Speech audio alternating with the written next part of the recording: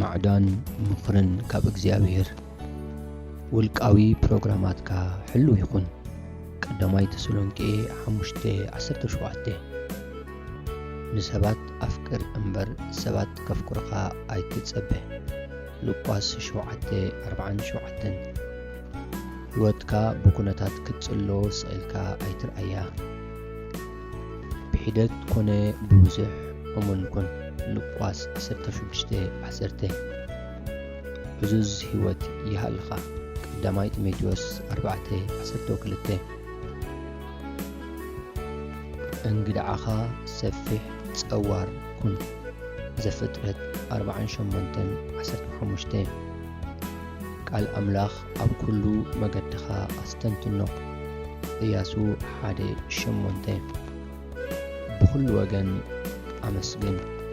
መዝሙር 136 ካብ 1-26 ዕላማ ይሃልኻ፣ ኣብ ዕላማኻ ጽናዕ። ቆሎሴ 4:17 ክብሪ ኣምላኽ ኣብ ሕይወትካ ክርአ ጸሊ። ዘጸአት 33:18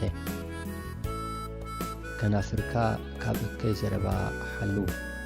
ቲቶስ 2:8 ንተስፋኻ ብትዕግስቲ ተጸበዮ። ዕብራውያን 6:15 ድሕሪ መከራ በረኸት ከም ዘለካ ዘክር።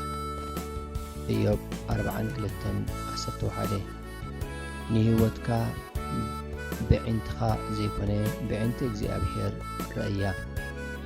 ኤርምያስ 1:7 ኩሉ ግዜ ብደም ኢየሱስ ብዘይኣበር ንበር። ቀዳማይ ጴጥሮስ 1:15-16 ኩሉ መዓልቲ ኣብ ኢየሱስ ምህላውካ ኣረጋግጽ። ሮሜ 8:10 ኣብ ኩሉ ዕማምካ ንእግዚአብሔር ይሕልፎ። እግዚአብሔር ብሓይሉ ደው ከብለካ ጸሊ። ሉቃስ 21:36 ሕይወትካ ንክርስቶስ እምበር ንኣገልግሎትካ ኣይትወፍያ።